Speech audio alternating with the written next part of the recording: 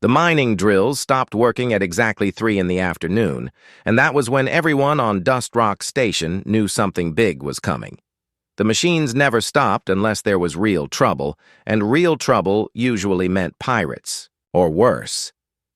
Workers dropped their tools and looked up at the gray sky, squinting through the artificial atmosphere dome that kept them all breathing. What they saw made no sense at all. A ship was descending through the clouds, but it wasn't like any ship they had ever seen before. It moved like a living thing, twisting and flowing through the air with grace that no human-built vessel could match. The hull looked like it was made of dark metal and something else, something that shifted colors from deep purple to silver as it caught the light. "Is that a dragon?" whispered Maya, one of the younger miners. She had heard stories, of course. Everyone had. But seeing one in person was different. The ship landed in the main courtyard with barely a sound, even though it was easily 3 times the size of the biggest cargo hauler the station had ever seen. Steam rose from its surface as it cooled, and then a section of the hull simply melted away to form a ramp. What emerged first was a claw, then another. Then a massive head that belonged in ancient stories, not on a dusty mining station in the middle of nowhere. The dragon was enormous, easily 40 feet from nose to tail tip, with scales that seemed to contain their own light.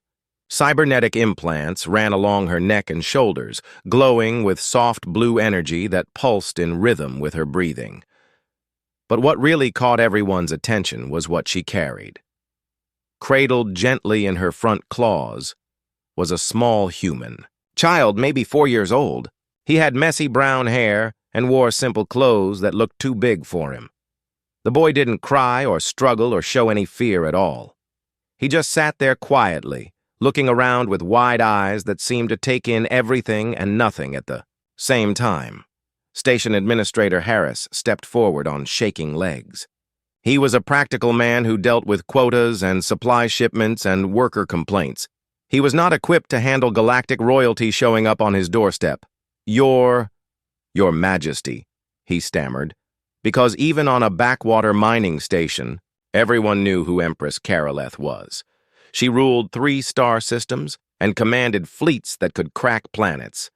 We weren't expecting... "I do not announce my movements to mining administrators," the dragon said, and her voice was like distant thunder. But when she looked down at the child in her claws, her tone became gentle. "The child requires socialization. Your species builds places for this purpose, yes?" Harris blinked. Places for young ones to interact with others of their kind. To learn. To play. She gestured with her massive head toward the residential section of the station. "I have observed your colonies. You create spaces with equipment designed for juvenile entertainment and development." It took Harris a moment to realize she was talking about the playground, the little area near the housing blocks where the families let their kids run around after school, a few swing sets and climbing bars that the maintenance crew had welded together from scrap metal. It wasn't much, but it was the only thing like it for dozens of light years. "You want to use our playground?" Harris asked, still not quite believing. This was happening. "The child has been isolated," Karoleth explained. "He requires exposure to others. Your young ones are less intimidating than mine would be." She set the boy down carefully on the ground. He stood there for a moment, looking up at all the adults staring at him, then wandered over to examine a nearby mining cart. He ran his small hands along the metal frame, tracing the joints and hinges with obvious fascination. "What's his name?" asked Dr. Webb, the station's medical officer. She had 3 kids of her own and knew something was different about this one. The way he moved, the way he didn't seem to hear when people talked to him. "Tommy," Karoleth said. "He is special." That was an understatement. Tommy didn't respond to his name when people called it. He didn't make eye contact or smile at the other children who had started gathering at a safe distance. He seemed lost in his own world, one that nobody else could enter. But when Karaleth lowered her great head toward him, Tommy reached out without hesitation and touched her snout with both hands. It was the first real interaction anyone had seen from him, and the dragon's eyes actually seemed to soften. "He's not afraid of you," Harris observed. "Fear is learned," Karaleth replied. "Tommy has not learned it yet." Over the next hour, word spread through the station like wildfire. The Dragon Empress had come to use their playground. Families emerged from their quarters, children hiding behind their parents' legs as they got their first look at a real dragon. The adults were just as nervous, but they were trying to hide it better. Tommy wandered through the small crowd with complete indifference to the attention. He was more interested in the mechanical things around him. He spent 10 minutes studying how the door to the residential block opened and closed, running his fingers along the track it slid on. "Has he always been like this?" asked Beth Morrison, whose own son was about Tommy's age. She watched as Tommy ignored her boy's attempts to show him a toy spaceship. "Since I have known him," Karaleth said. Her voice carried a note of sadness. That surprised the humans. They hadn't expected a Dragon Empress to sound like a worried parent.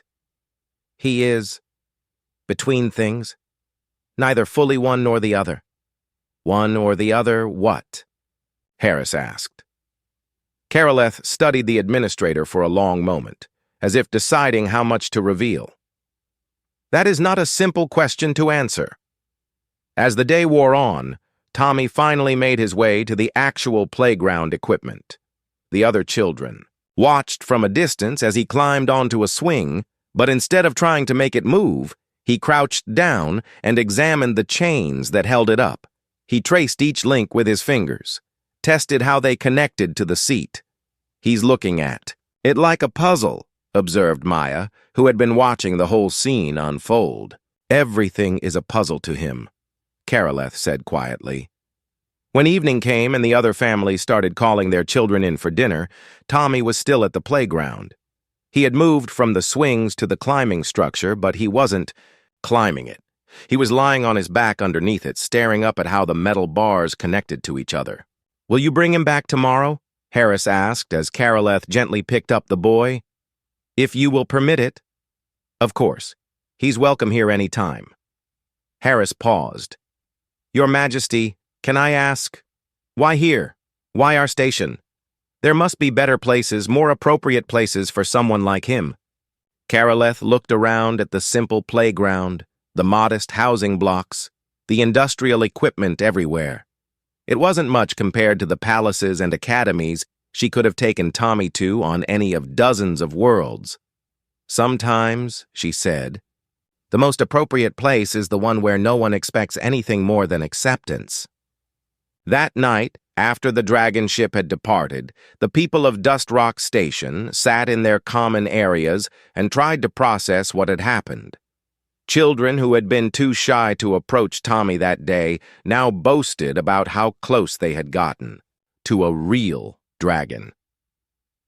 Adults wondered what it meant that the most powerful being in 3-star systems had chosen their humble outpost for whatever Tommy needed. But in the maintenance bay, old Cal Peterson was thinking about something else entirely. He had watched that boy examine every piece of equipment he could get close to, and there had been something familiar about the way Tommy moved, the way he looked at mechanical things.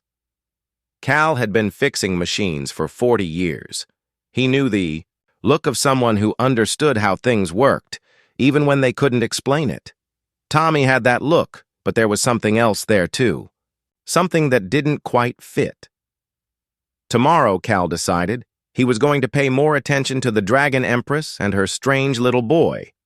Because in his experience, when something didn't fit the way it should, there was usually a very interesting reason why. 3 days had passed since the Dragon Empress first brought Tommy to the playground, and the routine was becoming normal in the strangest possible way. Every afternoon at 2 o'clock, the biomechanical ship would descend from the gray sky and land in the courtyard. Karaleth would emerge with Tommy cradled gently in her claws, set him down near the playground, and then settle herself nearby to watch. The other children had stopped being afraid. Kids adapted faster than adults, and Tommy's complete lack of fear made him seem less dangerous somehow. They still kept their distance, but now it was more like the distance you kept from someone who was playing a different game than you, not someone who might hurt you. Tommy never played the same game as the other kids anyway. While they ran and shouted and climbed and swung, Tommy continued his careful examination of everything mechanical around him. He had worked his way through most of the playground equipment and was now studying the atmospheric processors that kept their little bubble of air stable in the harsh environment outside. Cal Peterson watched all of this from his workshop, which had the best view of the playground area. At 55, Cal had seen just about everything a mining station could throw at him. Broken drill bits, failed life support systems, quantum engines that decided to stop working for no apparent reason. He prided himself on being able to fix anything, given enough time and the right tools. But Tommy was starting to bug him, and not in a bad way. It was more like when you heard a noise in an engine that you knew meant something important, but you couldn't quite figure out what yet. On the fourth day, Cal decided to get a closer look. He waited until Tommy had settled in to examine the junction box that controlled the playground's lights. The boy was sitting cross-legged in the dirt, running his fingers along the cables that led in and out of the metal housing. His movements were slow and methodical, like he was reading something in the way the wires were arranged. "See something interesting there?" Cal asked, keeping his voice gentle. He had worked around enough scared kids to know how to approach carefully. Tommy didn't look up or acknowledge that Cal had spoken, but his fingers paused on a particular section of cable, and Cal noticed something that made him crouch down for a better look. The cable Tommy was touching was slightly loose in its connector. Not enough to cause problems yet, but enough that someone with sensitive fingers might feel the difference. Cal had been meaning to tighten that connection for weeks, but kept forgetting about it. "You feel that wiggle in there?" Cal asked. "That's going to be a problem someday if we don't fix it." Still no response from Tommy, but the boy's fingers moved to trace the exact path the loose connection would take if it failed completely. From the junction box to the main power relay to the residential block's backup systems. Cal felt a chill that had nothing to do with the station's recycled air. There was no way a 4-year-old could know about electrical load paths and backup systems. There was no way anyone could know that just from touching a cable. But Tommy's finger was now pointing directly at the backup relay housing, 40 feet away and hidden behind a maintenance panel. "How did you—" Cal started to ask, then stopped, himself. Tommy wasn't going to answer questions, but maybe he didn't need to. Cal spent the rest of the afternoon watching Tommy move around the playground area. Everywhere the boy went, he found small problems that Cal knew existed but hadn't gotten around to fixing. A loose bolt on the swing set, a seal that was starting to wear out in the water recycling system, a mounting bracket that had developed, a hairline crack. Tommy didn't try to fix any of these things. He just found them, examined them with his fingers and eyes, and then moved on, like he was conducting some kind of invisible inspection that nobody else could see. That evening, after Karoleth had taken Tommy back to her ship, Cal approached the Dragon Empress. Up close, she was even more intimidating than she looked from a distance. Her cybernetic implants pulsed with energy that Cal could feel in his bones, and her eyes held intelligence that was older and deeper than anything human. "Your Majesty," Cal said, because he figured politeness was probably important when talking to someone who could step on him without noticing. "Can I ask you something about Tommy?" "You may ask," Karoleth replied. Her voice rumbled like distant engines. "I may or may not choose to answer. That boy of yours has been finding mechanical problems all week. Things that are wrong with our systems. Small things, but he's finding them just by touch. How's he doing that?" Karoleth studied Cal for a long moment. Her massive head tilted slightly, like she was trying to decide something important. What do you know of hybrid genetics, human? Cal blinked. That wasn't the kind of answer he had been expecting. Hybrid what now? Tommy is not entirely human, Karaleth said quietly. Nor is he entirely dragon. He is something that should not exist according to the science of both our species. The words hit Cal like a physical blow. He looked back toward the playground, where he could still see the small impressions Tommy's feet had left in the dirt. He's half dragon? The process was attempted long ago, when my people first encountered yours. Most subjects died. Those that survived were... She paused, searching for the right words. Incomplete. Mad. Unable to integrate the dual nature of their inheritance. But Tommy's not mad. No. But he is also not whole. His human mind protects itself by retreating from the dragon consciousness that tries to emerge. What you interpret as developmental delay is actually a form of psychological defense. Cal felt pieces clicking together in his mind like parts of a complex machine finally fitting into place. The way he examines things, that's not human behavior. Dragons understand. Technology on levels your species cannot comprehend. We see the relationships between all components of a system simultaneously. The flow of energy, the stress points, the failure modes. It is instinctive to us. Karaleth's voice carried a note of sadness. Tommy has this ability, but his human mind cannot process it properly. So he experiences it through touch, through careful observation, but cannot fully access the knowledge, like having the right tools but not knowing how to use them, Cal said. An apt comparison. Cal was quiet for a while, thinking through the implications. What happens if he can't integrate both sides? He will remain as he is, safe but limited. Never fully human, never fully dragon, never able to reach his potential in either form. And if he does integrate them? Karaleth's eyes flashed with something that might have been hope. He would be something new, something that has never existed before.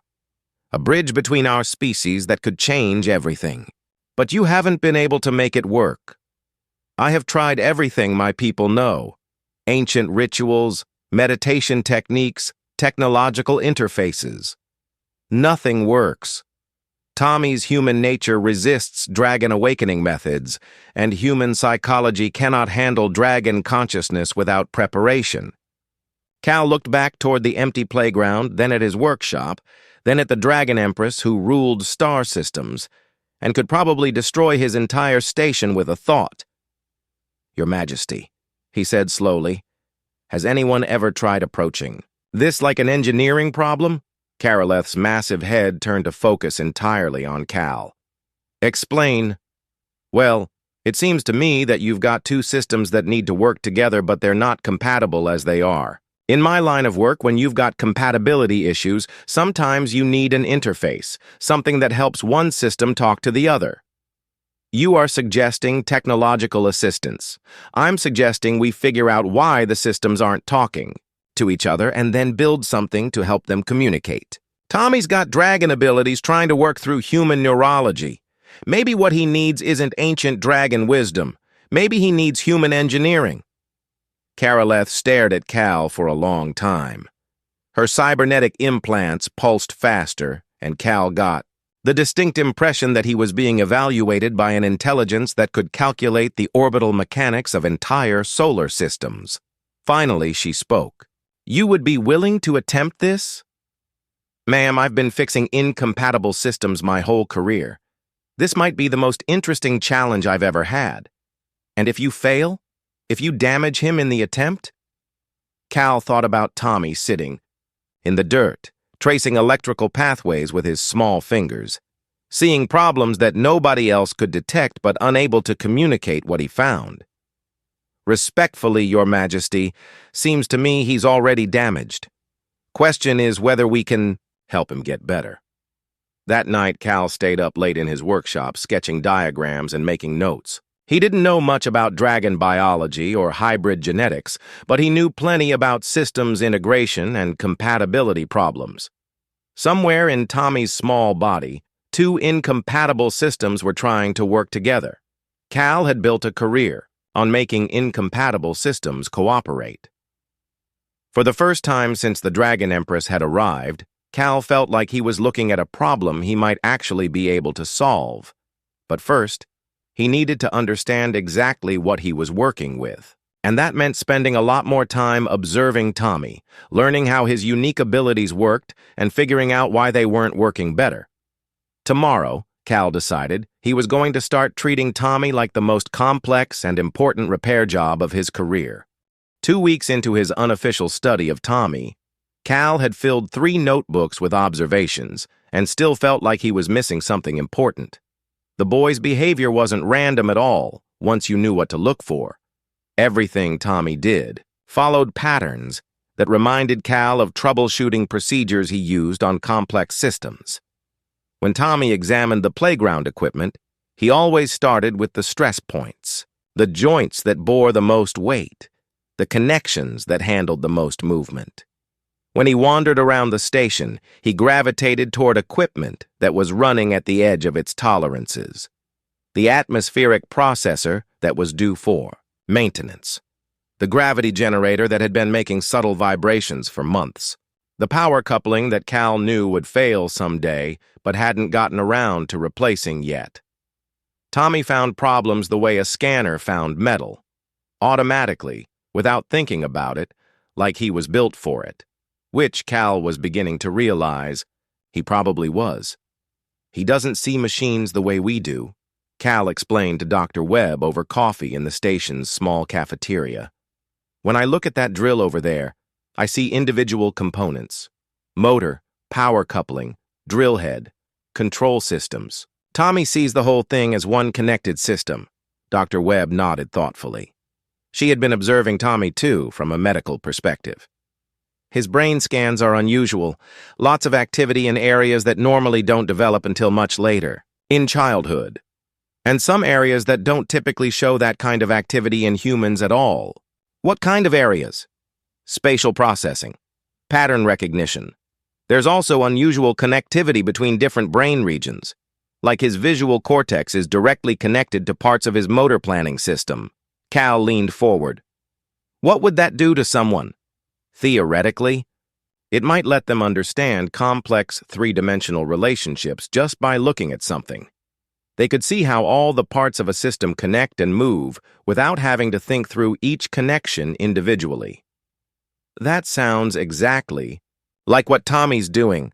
It is, but the connections are unstable. They flicker in and out like his brain can't maintain them consistently. And when they're active, they seem to overwhelm his normal language and social processing areas. Cal thought about this while watching Tommy through the cafeteria window. The boy was examining the seals around the airlock door, running his small fingers along the rubber gaskets that kept their atmosphere from leaking into space. To most people, it looked like meaningless fidgeting. To Cal, it looked like a professional inspection. Doc, what would happen if someone's brain was trying to process information in 2 completely different ways at the same time? Depends on how different.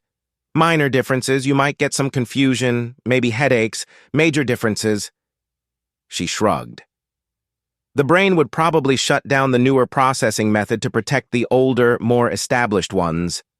What if the newer method wasn't actually newer? What if it was just different? Dr. Webb studied Cal's face. You're thinking about what the Empress told you, about Tommy being a hybrid. I'm thinking that maybe Tommy's brain isn't damaged or delayed. Maybe it's trying to run 2 completely different operating systems at the same time, and they keep interfering with each other. That afternoon, Cal decided to try something new. Instead of just watching Tommy, he started working alongside him. When Tommy crouched down to examine the power coupling on the main mining rig, Cal crouched down next to him with his tools. See, this connection here, Cal said, pointing to the coupling Tommy had been studying. It's getting loose. Probably needs to be tightened before it causes problems. Tommy didn't respond verbally, but his fingers moved to trace the exact bolts that needed attention.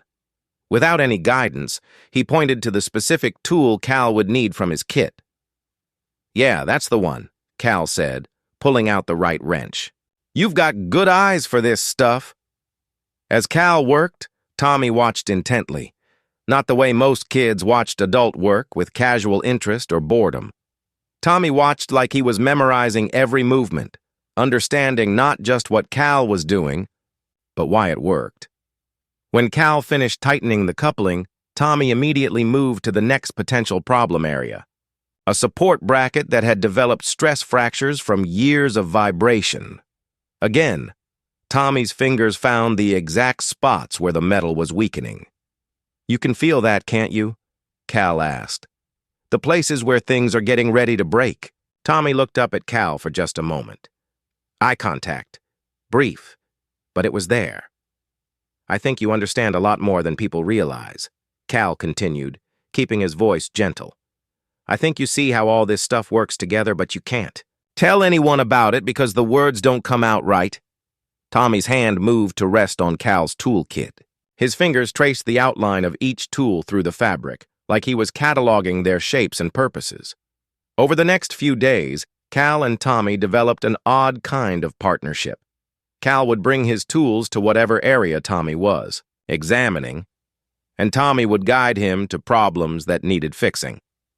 They didn't talk much, mostly because Tommy couldn't, and Cal had learned that sometimes quiet communication worked better anyway. But Cal was learning things about Tommy that nobody else had noticed. The boy's understanding of mechanical systems wasn't just intuitive, it was sophisticated. Tommy could predict failure cascades, identify weak points in complex chains of components, and even seemed to understand load distributions and stress patterns. It took Cal years of training to recognize. "It's not possible," Dr. Webb said when Cal described what he was seeing. "A 4-year-old brain doesn't have the development necessary for that kind of systems thinking." "What if it's not a 4-year-old brain?" Cal asked. "What if part of it is something else?" That evening, Cal approached Karoleth with a specific request. He wanted to understand dragon technology, how dragons thought about mechanical systems. What made their approach different from human engineering? "Your species approaches technology through linear logic," Karoleth explained. "You break complex problems into smaller pieces, solve each piece individually, then combine the solutions. This works, but it is slow and sometimes misses elegant solutions that require understanding the whole system simultaneously. And dragons? We perceive the entire system at once, all components, all connections, all energy flows, all potential failure modes. We see technology as living networks rather than collections of parts." Cal nodded slowly. "Tommy does that. He sees the whole system. But he can't communicate what he sees because his human language centers don't know how to process that kind of information." "Correct. And because he cannot communicate it, he cannot act on it effectively. The knowledge exists but remains trapped." "There's something else, isn't there?" Cal asked. "Something you haven't told me yet." Karoleth was quiet for a long moment. "In dragon culture, full integration of technological consciousness requires a specific awakening process, a moment when all systems activate together and establish permanent connections." "What kind of awakening process?" "The first flame. When a young dragon breathes fire for the first time, it triggers neurological changes that allow full access to technological intuition. Without this awakening, a dragon remains limited, never reaching full potential." Cal felt something cold settle in his stomach. "And Tommy?" "Tommy possesses the biological mechanisms for fire breathing. The organs are present and properly formed, but they have never activated. His human nervous system does not trigger them the way a dragon's would." "What happens if he never breathes fire?"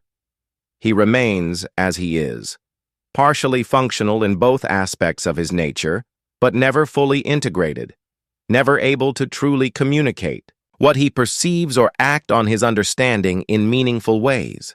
Cal looked toward the residential area where Tommy was spending the night with one of the station families. The Hendersons had volunteered to look after him, and their daughter Emma had been patiently trying to teach Tommy to play with blocks. Has anyone ever tried to help a hybrid breathe fire before?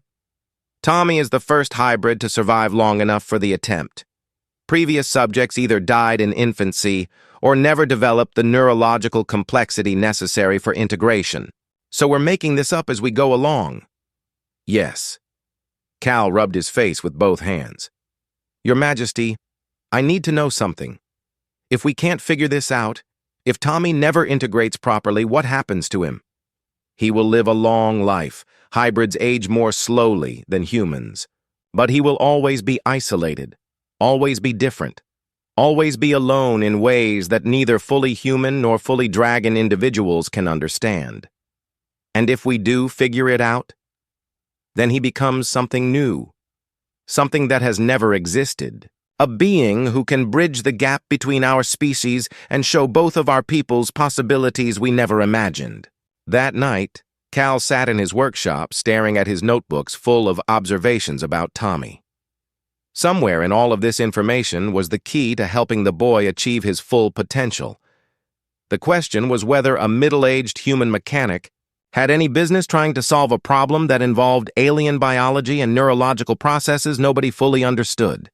But then Cal thought about Tommy's face when he found a mechanical problem, the way his eyes lit up with understanding that he couldn't share with anyone. The boy had knowledge trapped inside him that could benefit everyone around him, if only. There was a way to let it out. Cal had spent his career making broken things work again. This might be the most important broken thing he had ever tried to fix.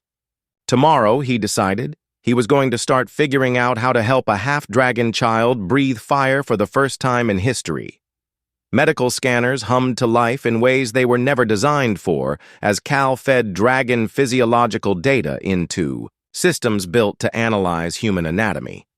Dr. Webb had volunteered her equipment after Cal explained what he was trying to do, though she still looked skeptical about the whole project. This is completely outside any established medical protocol, she warned for the third time that morning. Most interesting problems are, Cal replied, adjusting the scanner's parameters to account for non-human tissue density. Tommy, you doing okay in there? The boy lay perfectly still on the examination table, more patient than any 4-year-old had a right to be. The scanning array moved slowly around his small body, building a 3-dimensional map of his internal structure that no human doctor had ever seen before. What they found changed everything Cal thought he knew about biology. Tommy's anatomy was a masterpiece of impossible engineering. His lungs were larger than they should be, with additional chambers that connected to organs that had no names in human medicine. Specialized glands clustered around his throat and chest, connected by a network of vessels that pulsed with their own rhythm. Most remarkably, his nervous system showed dual pathways for almost every major function. He's got 2 complete sets of neural networks, Dr. Webb said, staring at the scan results. One that looks essentially human and another that follows. Completely different patterns. Cal studied the display, trying to make sense of what he was seeing. The dragon network isn't connected properly to the human one, more like they're actively interfering with each other. Look at these readings around his brainstem. The signals are crossing and creating feedback loops. Cal traced the pathways with his finger on the screen. So when his dragon side tries to communicate with his fire-breathing organs, the signals get scrambled by his human nervous system. And when his human side tries to process language or social cues, the dragon pathways create interference. Dr. Webb shook her head. It's amazing he functions at all. He functions because he's found ways to root around the interference. When he examines mechanical systems, he's using his dragon intuition through pathways that don't conflict with human processing. But he can't access the full capabilities of either system. Cal spent the next 2 days studying the scans and comparing them to the dragon physiological data Karaleth had provided. The more he learned, the more convinced he became that this was fundamentally an engineering problem. Tommy had all the right components, but they weren't synchronized. Dragonfire wasn't just biological, Cal discovered. It was a controlled fusion reaction that required precise timing between multiple organ systems. The specialized glands had to release specific chemicals in exact sequences. The modified lung chambers had to achieve particular pressure differentials. The neural pathways had to coordinate it all with split-second timing. In a normal dragon, this happened instinctively. The nervous system was designed for it from birth. But Tommy's human neural patterns couldn't generate the complex, simultaneous signals required. His dragon organs were like a sophisticated engine connected to the wrong control system. What, if we built him a better control system? Cal asked Dr. Webb over dinner in the station cafeteria. You mean like a pacemaker? More complex than that. A device that could read his intentions and translate them into the precise neural signals his dragon organs need. Something that bypasses the interference between his human and dragon nervous systems. Dr. Webb looked thoughtful. Theoretically possible, but incredibly dangerous. You'd be interfacing directly with his nervous system. One mistake could paralyze him or worse. And if we don't try, he stays the way he is. Cal looked through the cafeteria window at Tommy, who was sitting in the playground examining the molecular structure of a metal bolt with the kind of focused attention most adults couldn't maintain for 5 minutes. I've been thinking about what Karoleth said, about the first flame being a triggering event. What if it's not just about breathing fire? What if it's about proving to his nervous system that the dragon pathways can work?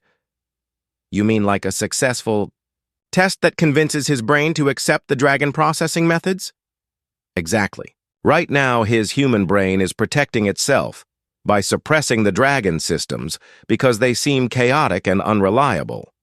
But if we could help him breathe fire once, successfully and safely, maybe his brain would start integrating the two systems, naturally. Dr. Webb was quiet for a long moment. You're talking about building a device that could fundamentally change how his brain works. I'm talking about building a device that lets his brain work the way it was meant to. That night, Callie worked until dawn designing the interface. It was unlike anything he had ever built before, requiring components from life support systems, quantum processors, and neural monitoring equipment. The device would need to read Tommy's brain activity, identify his intentions, and generate the precise neural stimulation patterns his dragon organs required. But the real breakthrough came when Cal realized he didn't need to understand dragon neurology completely. He just needed to understand Tommy's version of it. Over the past weeks, Cal had observed hundreds of examples of Tommy's dragon intuition in action. The way he identified mechanical problems, the patterns he traced with his fingers, the systems he gravitated toward.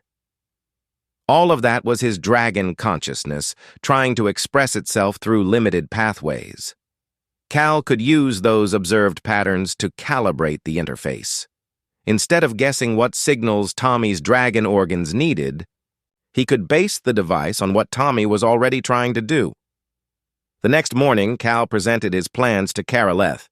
You proposed to build a mechanical interface to assist with neurological functions, the Dragon Empress said, studying Cal's diagrams with eyes that had seen technologies beyond human imagination.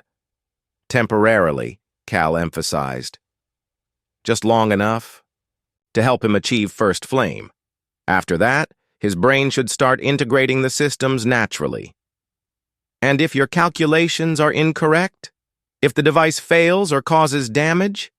Cal had been dreading this question. Then I've made things worse instead of better. But Your Majesty, I've looked at every other option. Traditional dragon awakening methods won't work because Tommy's nervous system isn't purely dragon. Human developmental approaches won't work because his brain isn't purely human. This hybrid approach might be the only way. Karoleth studied the designs for a long time. Her cybernetic implants pulsed faster as she processed information at speeds Cal could barely imagine. Your solution is elegant, she finally said. You propose to treat his hybrid nature as an advantage rather than a problem. Use human engineering, to bridge the gap between incompatible biological systems.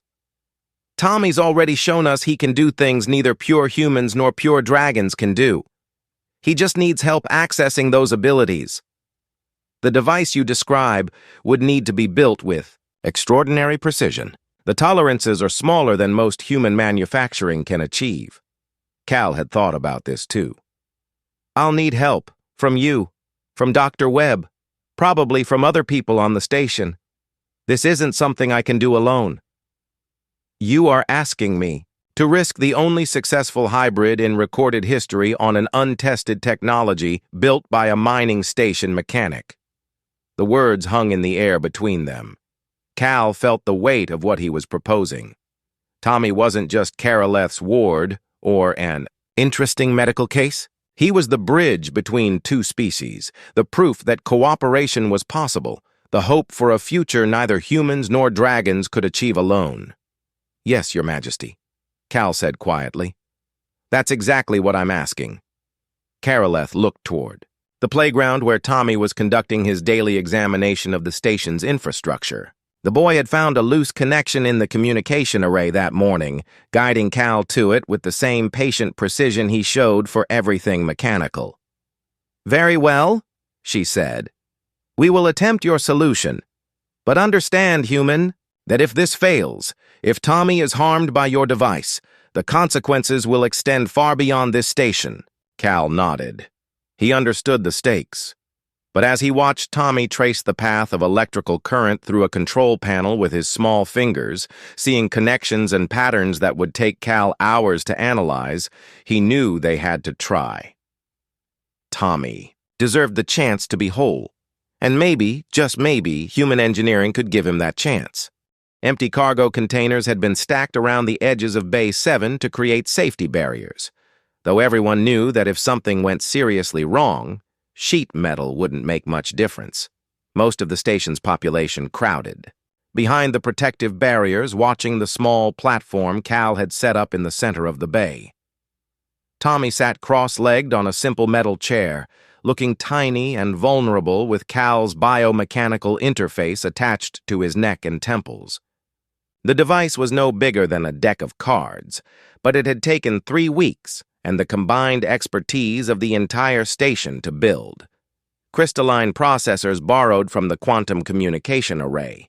Biocompatible conductors stripped from the medical bay's finest equipment. Pressure sensors recalibrated from the atmospheric systems. All readings are stable, Dr. Webb reported from her monitoring station. Neural activity is within normal parameters for Tommy. The interface is synchronized and ready. Cal knelt beside Tommy's chair, his hands shaking slightly as he made final adjustments to the device. 3 weeks of 18-hour days had led to this moment, and he was terrified that his calculations were wrong. Okay, buddy, Cal said softly. Remember what we practiced. You don't have to force anything. Just think about what you want to happen, and let the device help you do it. Tommy looked up at Cal with eyes that seemed older than his 4 years. Over the past weeks, as they had worked together to prepare for this moment, Tommy had become more responsive. Not exactly talkative, but more present somehow, like the promise of finally being able to express what he felt inside had awakened something human in him. The interface will read your intentions and translate them into the signals your dragon organs need, Cal continued.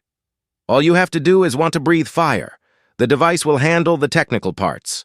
Tommy nodded once, then closed his eyes and took a deep breath.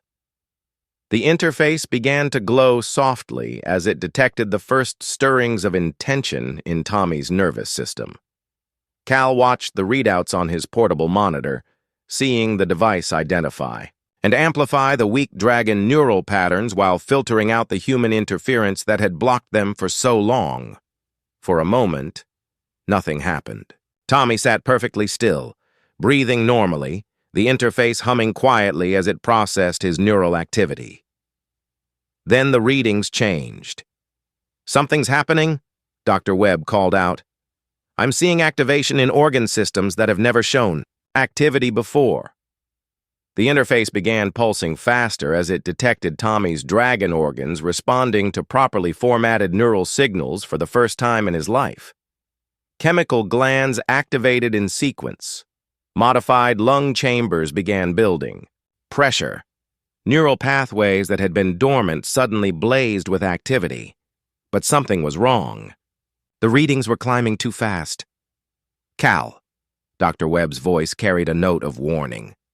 Pressure differentials are exceeding safe parameters. Cal looked at his own readouts and felt his heart skip. The interface was working perfectly, translating Tommy's intentions into precise neural commands. But Tommy's intentions were more powerful than Cal had anticipated. The boy wasn't just trying to breathe fire. He was trying to express years of trapped understanding, frustration, and longing all at once. Tommy, Cal said urgently, you need to pull back a little, start smaller. But Tommy's eyes remained closed, his small face showing concentration deeper than anything Cal had seen from him before. The boy was finally accessing his full dragon consciousness for the first time, and the experience was overwhelming in ways Cal hadn't anticipated. The interface readings spiked into dangerous territory. Pressure levels that could rupture organs, chemical concentrations that could poison human tissue, neural activity that approached seizure thresholds. Shut it down, Dr. Webb shouted. He's going to hurt himself. Cal's hand moved toward the emergency stop button, then hesitated. On his monitor, he could see something incredible happening. Tommy's dual nervous systems weren't fighting each other anymore. For the first time in his life, human and dragon neural networks were synchronizing, working together instead of creating interference. This was the integration Karaleth had described. The moment when Tommy could become truly whole. If Cal stopped. The process now, they might never get another chance. Cal, shut it down, Dr. Webb repeated. Instead, Cal did something else entirely. He reached out and took Tommy's small hand in his own. Tommy, he said quietly, I know this feels big. I know you want to let everything out at once. But remember what we learned about mechanical systems. You don't fix everything at once. You start with one connection, test it, make sure it works, then move to the next one. Tommy's grip tightened on Cal's hand. The readings stopped climbing but remained dangerously high. Think about the playground swing, Cal continued. You don't push it as hard as you can the first time. You give it a little push, see how it moves, then push it a little harder, step by step. On the monitor, Cal watched Tommy's neural activity begin to stabilize. The boy was learning to control his newly integrated consciousness in real time, using the mechanical thinking that had always been his bridge between worlds. That's it, Cal said. Small steps, one system at a time. Tommy's breathing changed, becoming deeper and more controlled. The interface readings settled into patterns that looked sustainable. Chemical production leveled off, pressure differentials stabilized. And then, with no warning except a slight flicker in Tommy's eyes, silver fire erupted from his small mouth. It wasn't the wild, uncontrolled flame Cal had feared. It was precise, beautiful, contained. A stream of plasma that burned with perfect temperature and pressure lasting exactly as long as Tommy intended and stopping cleanly when he was finished. The cargo bay fell completely silent. Tommy opened his eyes and looked around at all the adults staring at him in amazement. For the first time since Cal had met him, the boy smiled. Good job, kid, Cal said, his voice rough with emotion. Tommy turned to look at Cal directly, maintaining eye contact in a way he had never been able to do before. When he spoke, his voice was clear and confident. Thank you for helping me work. The simple sentence hit Cal like a physical blow. Not just because Tommy was speaking clearly for the first time, but because of what he had chosen to say. Not, thank you for fixing me. Or, thank you for helping me breathe fire. Thank you for helping me work. Tommy understood exactly what had happened. His dragon and human sides weren't separate anymore. They were integrated components of a single, functioning system. And like any complex system, they worked better when all the parts were properly connected. Over the following hours, as the station celebrated and Dr. Webb ran test after test, to To confirm that Tommy was healthy and stable, Cal watched the boy interact with the world in completely new ways. Tommy could now communicate his mechanical insights clearly, explaining to other engineers how systems could be improved in ways they had never considered. He could play with the other children, but also help them understand how their toys worked, and how to fix them when they broke. But most importantly, Tommy was happy. The frustration and isolation that had marked his early years were gone, replaced by the joy of finally being able to express everything he saw and understood about the world around him. Caroleth approached Cal that evening as the celebration was winding down. "You have given him something I could not," she said quietly. "You have given him the ability to be himself." "I just built an interface," Cal replied. "Tommy did the hard part." "You built more than an interface. You built a bridge between our species. Tommy is proof that humans and dragons can not only coexist, but can create something greater together than either could achieve alone." Cal looked across the cargo bay, where Tommy was explaining to a group of fascinated adults how the quantum communication array could be modified to improve signal clarity by 30%. The boy was gesturing enthusiastically, his eyes bright, with the joy of finally being able to share his knowledge. "What happens now?" Cal asked. "Now Tommy grows up," Caroleth said. "He learns to use his abilities to help both our peoples, and perhaps someday he helps other hybrids make the same journey he has made." Other hybrids. Tommy was not the first attempt, only the first success. There are others hidden away, struggling with the same conflicts he faced. Now we know they can be helped. Cal nodded, understanding the magnitude of what they had accomplished. This hadn't just been about helping one child. It had been about proving that the barriers between species could be overcome with patience, understanding, and the right kind of engineering. As the evening wore on and the station gradually returned to normal operations, Cal found himself back in his workshop, already sketching improvements to the biomechanical interface. Tommy wouldn't need it anymore, but other hybrid children might. It felt good to be working on a problem where success meant giving someone the chance to be whole. Cal had fixed a lot of machines in his career, but he had never fixed anything as important as a child's ability to be himself. Tomorrow, Tommy would start learning to use his integrated abilities to solve problems that neither pure humans nor pure dragons could handle alone. But tonight he was just a happy 4-year-old playing with the other children, finally able to be both human and dragon without having to choose between them. Cal smiled and got back to work. There were more hybrid children out there who needed help, and he had a lot of interfaces to build.